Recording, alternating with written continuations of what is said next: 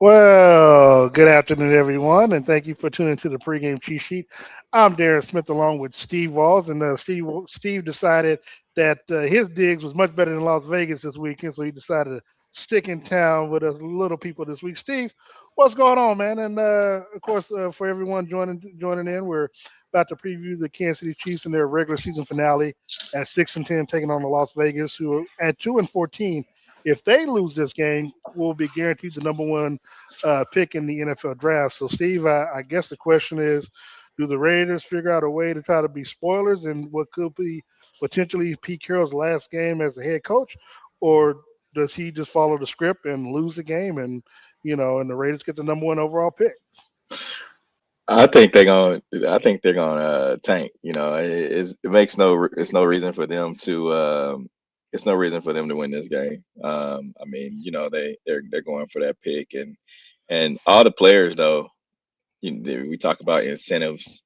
There's still some players on that Raiders team that have some incentives for this game. I'm not sure if Ashton Genty is playing or not, but he May needs like well. I believe he needs like 121 or 118 yards to get or his rookie year to have 1,000 yards. So I 112, mean, yeah.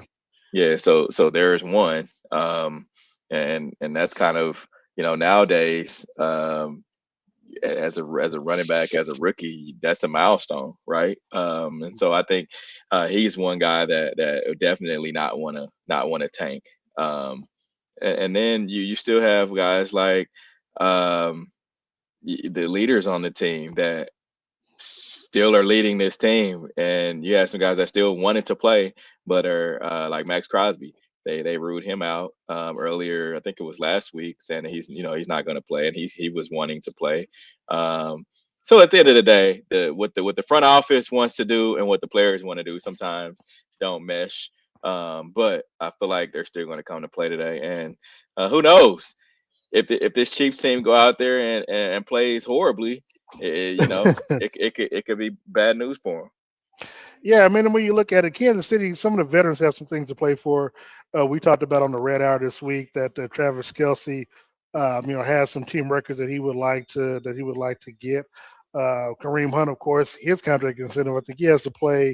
I think what 50% of this game, or 50% of the snaps or whatever. So, it's interesting because as an organization, you put incentives in place for various reasons. One, on the one side, if the team does well, you want the players to get their incentives because that means that everything is working out for the team. On the other end, if they're not, the organization really ain't trying to pay you for it. So it's like and sometimes I feel like they put the finger on the scale by with a Max Crosby, some of these other players who aren't playing. But you look at a Kareem Hunt, saying I think that they'll try to help him get his incentive because he's been loyal to the team. I mean, and he Yeah, hasn't, I mean, he's been there all season, and so. But you also got to mix it in with the fact that you want to see some of these younger players, i.e., Brashard Smith at running back. Of course, he spoke to the media on Friday and talked about how he needs to pick up some weight, some other stuff. But we also want to see Jalen Royals. You know what I'm saying? But I think someone like Marquise Brown needs to get a touchdown catch, I think, for some money. And of course, it's a matter of what do these coaches weigh out, you know what I'm saying? And for me, I think Andy's a little bit more on the lower side to the veterans than he is the rookies. And so I I think that we'll see a player like Kareem Hunt get his incentive. I don't know about Kelsey only because he's going to be too dependent on Chris Oladukin, and I just don't know. Unless the Raiders are just playing a base defense, I'm just not sure whether or not we'll see Kelsey break any records today. Yeah, I agree. I think when you look about think about these young guys. Oh, excuse me. When you think about these young guys, man, you definitely want to see what you have, and Yeah. what you don't have. Yeah, and so and when we're looking at like you said, the Raiders, you got Ashton Denty, and the other thing is too, we could be potentially, and one reason why I wanted to make sure that we give our audience what we want because this could potentially be the last game that we see some of the players who coming out of that 2021 draft, I think it was 2021 22 draft with Leo Chenal and and Isaiah Pacheco, and and those players like that. This could be the last game that we see. Now, obviously, Leo is on the injured reserve, so he's not playing regardless. But this could be the last game that we see of Isaiah Pacheco. So again, you know, do you play him for limited snaps? Do you allow him to play as many snaps as possible so he can put some more stuff on tape, on film, so other teams can get an opportunity to possibly pick him up in the offseason?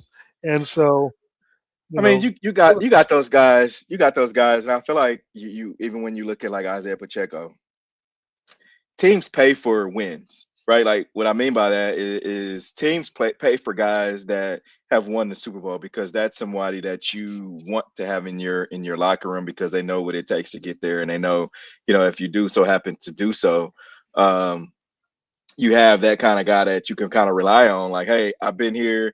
Uh, I've been under Andy Reid. I've been in this type of offense. I know what it's like to win. You winning breeds winning, if that makes sense. yeah, And when you bring somebody like that, that's in the locker room. I mean, we saw what it was like when we brought Terrell, or when the Chiefs brought Terrell Suggs in. yeah, It turned because he knew a winning mentality, and he was a veteran. Like Isaiah Pacheco's been in the league with 5 years now, and so he knows what it takes. He knows what it takes to win, and he knows when things aren't right, what it takes to turn the tides. And so when you get a guy like that, I think this Andy Reid is known for being a player's coach for this exact reason, right? He's not going to do anything that will say, oh, well, you need, just for instance, you need 50 yards, so I'm only going to let you play it until you get 49. He's not yeah, that yeah. type. To me, he's not the type of dude unless it was, like Travis Kelsey, or for that matter, Rasheed Rice, his rookie season, when he needed, what was that, 30 yards to get to 1,000 yards in his rookie year. However, there was a bigger picture, right? Like they wanted to get to the Well, playoffs, they well, and yeah, and you had to hold back. yeah. I was gonna say, and I think at that time I think they had the number one seed, so it was just a matter of not Yeah, getting players injured, taking the week off, and making sure. Kelsey. Yes, yeah, Kelsey the same way. So like yeah, today, I mhm, feel like I believe Kelsey needs like 100 and some odd yards for him to get have 1,000 yard season. And that will that happen? Probably not. But if he's in the realm of that, and he's not gonna say no. right, Um, right. so that being said, I think a lot of these guys still, like on this Chiefs team, still have a lot to play for, even though we may not see them. But then you get some guys that have already checked out. I mean, you look at like Jalen Watson. I saw his post. What was that, a couple of days ago, where even though he's not playing today, he was like, "Hey, if Chiefs Kingdom, if this is the last ride, I appreciate you guys." Like, that's not something that you put out there before the last game of the season. To me, I could be wrong. I could be, get off my line right now, but I Well, don't we feel saw like that. I that's mean, I mean, something but that you but put out remember, there. we saw that with the linebacker that we had, Willie Gay. You know, Willie Gay did that. I mean, he kind of knew that he wasn't coming back or whatever, and put that. So I mean, I get it. I mean, and look, we hope for the best in some players. Again, if you're not playing, I mean, you're already checked out. Essentially, you just taking a free trip to Vegas to, saying to go. Look, Kansas City comes to this game 6-10. Kickoff is at 3:25. You can watch the game on your local CBS station. Regionally, it's not a national game, of I, course. And so, I got Eddie Kennison joining on the show. What's up, Eddie? How are you doing? what's up, Eddie? We appreciate you tapping in with us, brother. Yeah, and so Oh, and shout out to my mom. I don't know if she's watching now, but I know she's going to text eventually. But look, the Chiefs come into this game, Steve. They're scoring 22 points a game. And look, one other thing that we're not talking about is that while this Well, this game will be a showcase more or less for some of the players putting stuff on film, and I believe our friend Eddie can attest to this. But this is also going to be what you put on tape with someone like Matt Nagy and Steve Spagnuolo, because obviously with the moves that are being made in Tennessee this past week, former Chiefs executive the GM down there is going to be, love you too, brother. Is going to be in charge of the coaching search, the hiring search, along with the roster. So he's going to be 100% over everything. So again, could he bring in a Matt Nagy? Could he bring in a Steve Spagnuolo? And so what you put on tape, in today's game, especially again, you got a third string quarterback playing. So let's see what you do with this guy. What kind of offense that you're able to put together, call in today's game, because let's say for the sake of argument, one of these two get the head coaching gig in Tennessee. Well, you'll have a quote unquote franchise quarterback, but you ain't really got an explosive offense. So what can you put together on film that would give me confidence to take to the owner that we should hire you? Yeah, I agree. I agree. You got, especially a guy like Matt Nagy, right? Um, he's kind of, well, he is one of those guys. Of course, he was a head coach before. When with the Bears, things didn't work out so well, but he was with the Chiefs before that. Hmm. And his second time, which is currently with this team, he's taken a lot of shots, right? He's taken a lot of shots, and I see someone, James Smith, talked about EB, and that's what I was getting to. He's taking a lot of shots because people are like, he's not Eric Bieniemy. This team offensively has taken I guess you can say a turn for the worse now because they didn't make the playoffs this year, and so now uh, he's kind of on the brink of, okay, what do I want my last showing to be, offensively, even with this Chiefs team, because we know the writing's on the wall. He's not going to be here next year. He didn't sign. The report was he didn't sign his Extension offer. extension. Yeah, extension offer, and it was never said that he even offered him an extension, right? So uh, I think this is one of those games where he wants to, have, I can say, a good exit as a Chiefs offensive coordinator. Look, for me, and people, I know people like me bring up EB. The problem with Eric Bieniemy is that he's not gonna be able to interview for any jobs. So I think he may be able to do something on Zoom on the day off this week, but because his team is in the playoffs with the Chicago Bears and they'll have a chance for number one seed, so he has to prepare for this week's game. I think But does outside of does he him, even? well, no. I'm saying no, I, no. I'm saying I don't even know if he's going to get any offers to interview. but what I'm saying So is, I know that, but I'm saying, like, if the Chiefs want Eric Bieniemy back, they're not going to interview. They're not going to have to interview him. It's just going to be a simple, hey, do you want to come back or not? Like yeah. that's what it's going to be. I don't feel like there's going to be a back No, and I agree forth. with Like, that. No, yeah, I agree 1,000%. And to their be only quite honest, conversation is going to be money. Like, how much you paying me to come back? and are you going to actually let me call some plays, or is it going to be like last time? Which again, look, I just people have their own feelings about EB. You and I, we have our feelings about Eric, and we've seen firsthand the difference that he makes in this offense. And people, you can give Andy Reid all the credit you want. I don't care whether it's the good cop, bad cop.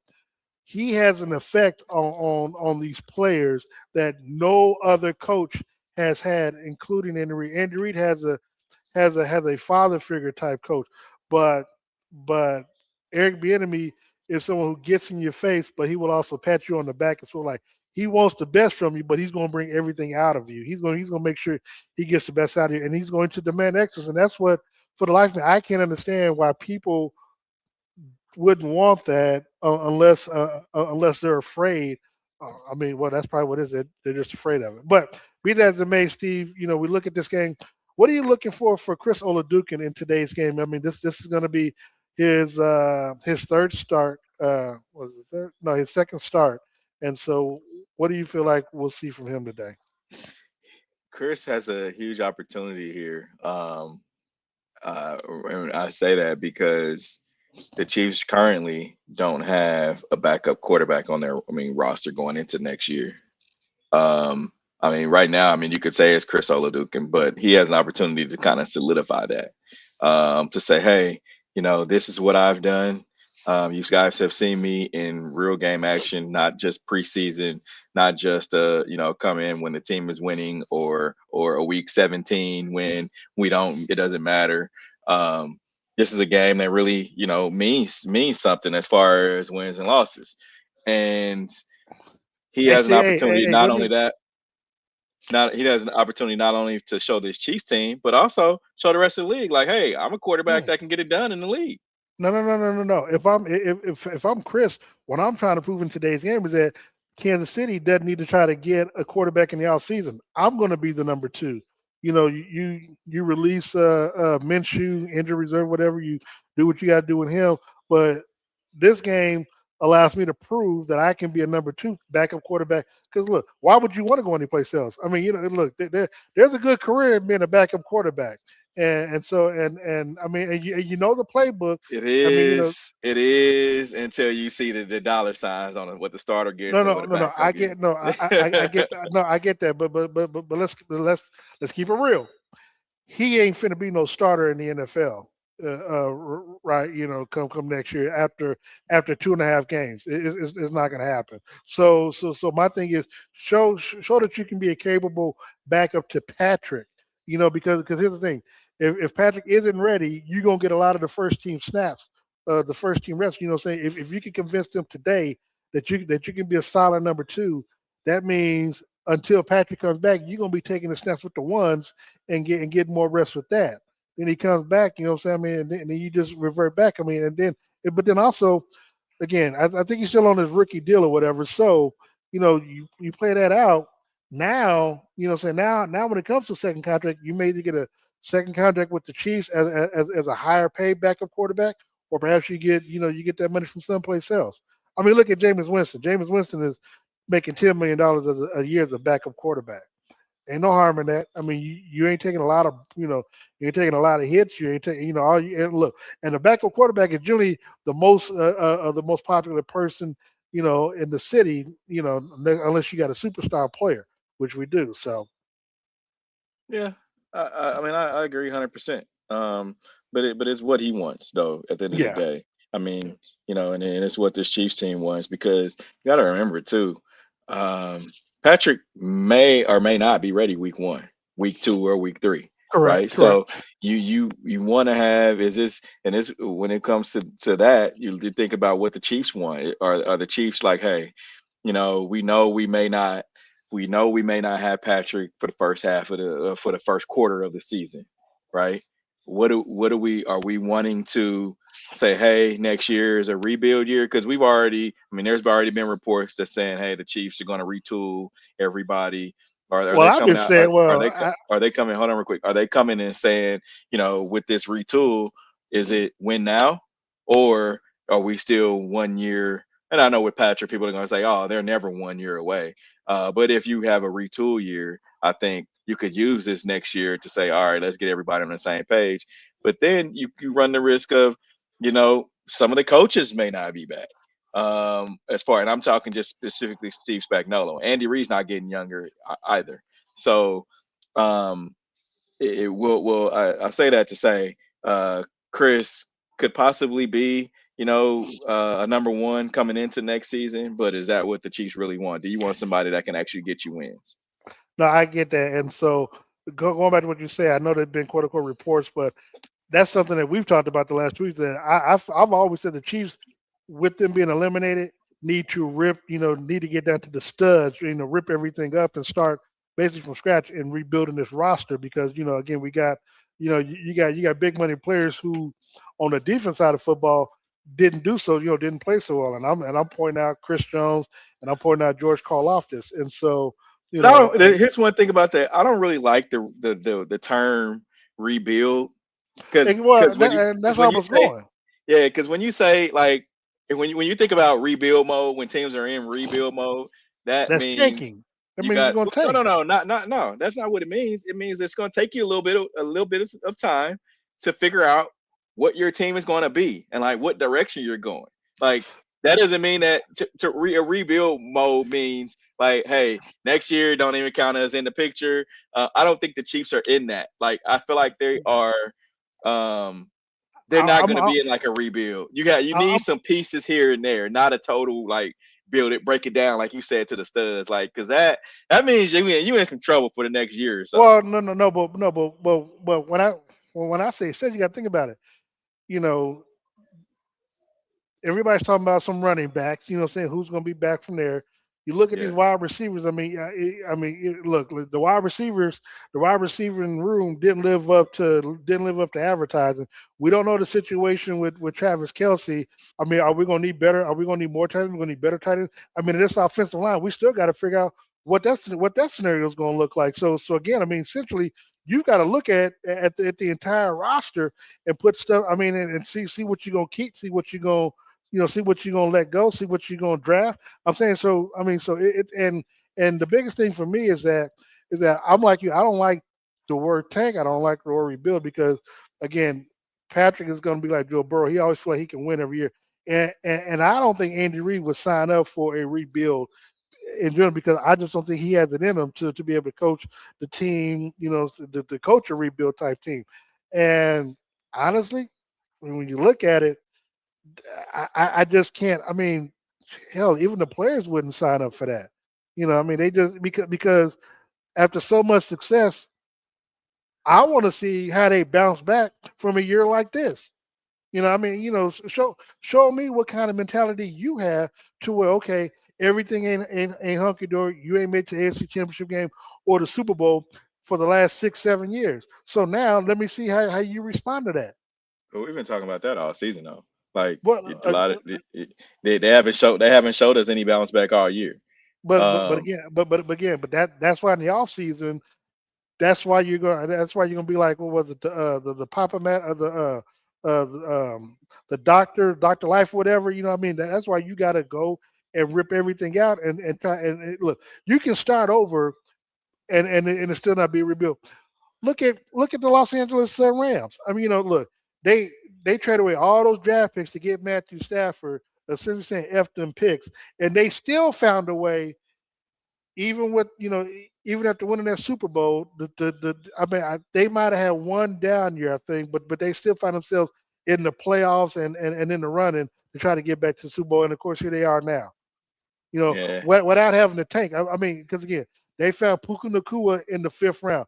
They went out and signed Devontae Adams. I mean, so I I don't mean, see neither one of them guys walking into Arrowhead, one Arrowhead Drive anytime soon. well, hold on. Neither one of them dudes. That's hold on. First of all, that's why you have a scouting department. And two, I think you're like 8 or 9 right now, eighth or ninth right now in the draft order. So I mean, you just got to be able to hit. I mean, look, this is a deep wide receiver room. Now I'm not saying go get a wide receiver. I'm not saying that, but because I think You you need to can't go D line. No, no, on that topic though. You don't need a lot of number twos running around. Like the Chiefs got a lot of number two, number three wide receivers running no. around. You I you need a agree. No. legit number one wide receiver. Hey, look. I'm someone who believes. I still believe in Tate and Carnell Tate up in Ohio State. I mean, you can have a bad game, what I'm saying, and still be that dude. So I think he's one. But again, we'll of course have that discussion more on the red hour, and everybody join us for that tomorrow night. But I think that's the direction that they could go. But I think I'm like you. I would rather have somebody on the defensive line with Chris Jones to kind of push him. What I'm saying, because obviously George Karlaftis isn't it. And I don't even And think plus, Chris. and that's the thing too. Can you use Chris as trade bait? I mean, if you breaking it down, I feel like yeah, you can. It depends on what your defense is gonna look like next year too. Well, Like and then what also, pieces you what have. can you get and what can you get for him? Because again, what he's put on tape this year, the last 2 years, ain't been good. So I Yeah, mean, his sack numbers have gone his down. trade value, yeah, I mean, his trade value could go down. So, but all that being said, Steve, let's look at the X factor. We got a few minutes left. X factor for you offensively for the Chiefs in today's game. Man, I it's my X factor is gonna be, of course, Travis Kelsey. Will this or will this not be his last game as a Kansas City Chief? I mean, everything else is kind of it is what it is, as far as like the guys that are be playing. But that's one person that I'm looking at. Like, man, are you? Is this gonna be the last time we see Travis Kelsey in a Kansas City Chiefs jersey? Yeah, Or playing on the field as an NFL player because I definitely don't think he'll play for anybody else. But um, will he ride off into the sunset, or like the question I asked early on in the season, will he do a Kobe type tour? He said no, but I feel like, and that question was asked prior to Patrick, um, going down. And one person, you said that Andy Reid wouldn't sign up for a rebuild type year. I don't think Travis Kelsey would sign up to come back to a Oh, of course not. rebuild type year either. So. Um, yeah, I'm sure we'll know soon, within a couple weeks to come, what his decision is, because he said he would let the team know, what his plan is, especially going into the off season. So that's my X factor. I just, I'd like Kelsey to kind of go out, if it is his last game, go out and have a killer game. Max Factor is still Matt Nagy. I mean, I don't know if Andy Reid's gonna allow him to call play. I mean, got nothing to lose, but again, this tape is gonna be part of your resume. Mm. Again, for the life of me, I can't figure out. I'm going back to EB how EB coached Mahomes up to two MVPs, two number one scoring offenses, and two number one teams in the NFL, stat wise, and Patrick Mahomes has looked like an average quarterback these last 3 years. That Matt Nagy's been his offensive coordinator, but yet he's somehow a hot candidate for a head coaching job. So, I have my theory on it, and it's a little bit more obvious, so where I don't even have to say it, but it's just, I mean, so we'll get a chance to see because if he does get hired, you know, we'll we'll have that conversation if and when he gets hired by someone else. But for me, this tape is going to be part of his resume, and I want to see how somebody's going to be able to justify.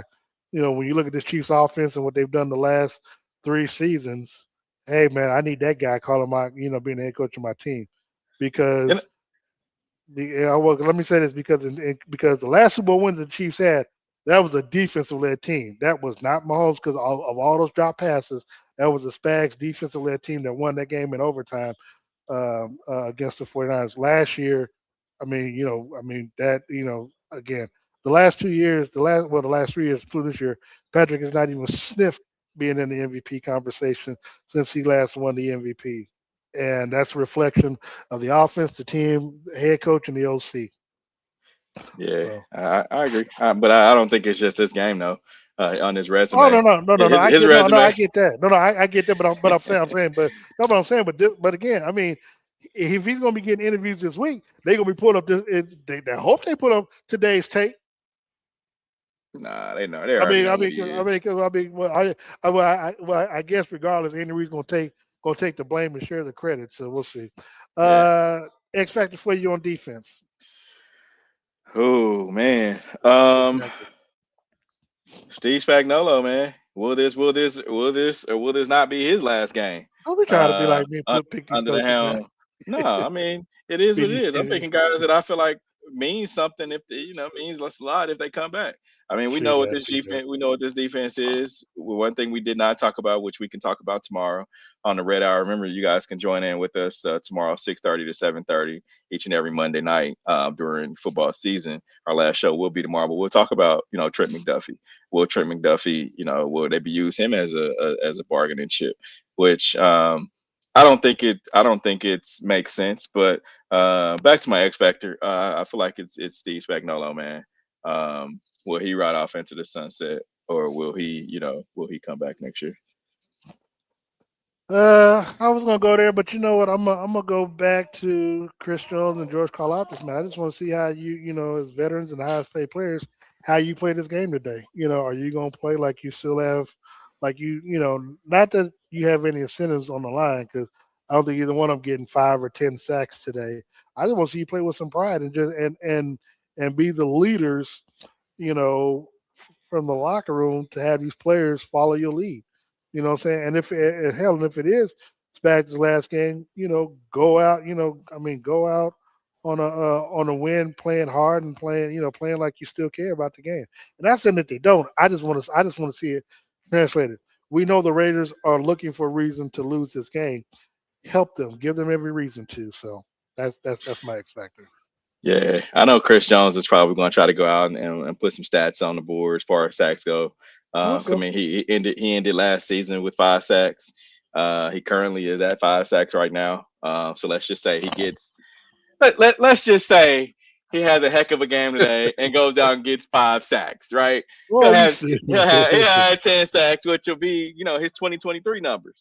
So so I don't want that to be the thing that that makes it like, oh well, we got to bring him back. And today's game is not indicative of his entire Right. season this year in the way that it is. So I don't think this game means anything as far as if Chris Jones he's got 5 sacks this season. Let's just put it at Right. that. Whatever he gets today is just like it is what it is, man. And all I know is that if I'm George at training camp next year, I'm shouting at Chris like, well, when you get 10 sacks again, you come holler at me or something. Or when you get more than 5 sacks, then you come back and get in my face. Saying put some pressure on him. And to be honest, they should have been pushing each other. And the fact that they couldn't do it this season, I don't know. That's disappointing. But Steve, prediction for today's game: the I mean, I Chiefs got are, I that. think, 6.5 point under favorites, I believe. Yeah, they'll get that. They'll definitely get that. It's gonna be like two toothless dogs gnawing at each other all game. But yeah, I think the Chiefs pull this one out, man. And it'll be a positive thing, going into next season with a win under your belt. Especially it'd be positive for Chris too. Oladukin, not Jones. Yeah. I've got Chiefs win this game. I don't even think it's close. I think it's 24 to 10 or something like that. I think they do get some of their incentives. I do think Kareem gets his incentive. I think Oladukin looks uh, passable. I mean, it's the Raiders. They have the worst offense and defense, one of the worst defenses in the league. So they should be able to move the ball against them. I mean, the offense only pushes 248 yards a game. The Raiders do. So the defense should be able to do something. And Geno Smith turns the ball over ad nauseum, averaging one interception a game. So I like the Chiefs winning this game. So Steve, before we get out of here, I want to thank our sponsors one last time before we close out this regular season. Yeah, I appreciate my friends over at Dealers on the Rosa. Had an outfit picked for my game day look for today. I might just put it on and take a picture just so y'all can see how fresh it was for today. But yeah, since I decided not to go out to Vegas, still gotta thank my friends over at Dealers on the Rosa. Remember, you can go check them out. They're changing over everything to spring, so I know it's winter time right now, but you got to be prepared. Always stay ready, so you don't have to get ready. Go make sure you go talk to them.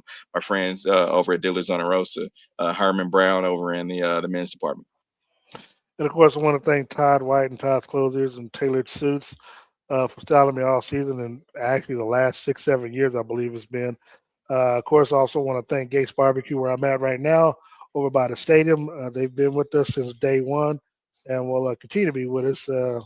I believe Steve and I will probably be heading to Santa Clara for Radio Row in the Super Bowl in February. So be on the lookout for that and for shows that we'll do throughout that week. Follow Steve Walls at Steve Walls KC. Follow me at Darren Smith NFL. Be sure to like and subscribe on our respective channels, as well as tune into the Red Hour, as Steve said tomorrow.